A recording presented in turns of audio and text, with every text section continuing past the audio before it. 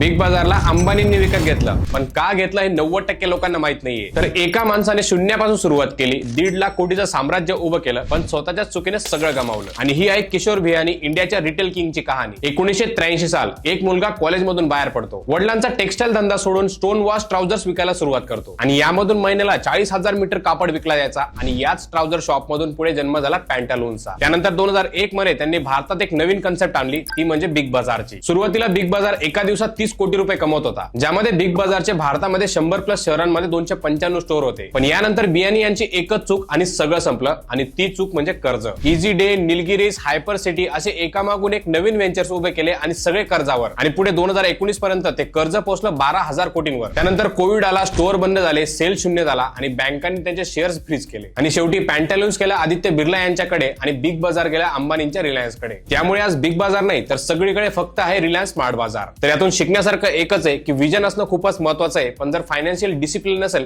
तर तेच विजन तुम्हाला बुडू सुद्धा शकतं. बाकी तुमचं यावर काय मत कॉमेंटमध्ये नक्की सांगा. व्हिडिओ आवडला असेल तर एक लाईक नक्की करून जा आणि सर्व बिझनेसमॅन मित्रांना ही रील शेअर करा. आणि अशाच माहितीसाठी आपल्या चॅनलला आताच फॉलो करून घ्या, युट्यूबला सबस्क्राईब करून घ्या आणि फेसबुकवर फॉलो करून घ्या.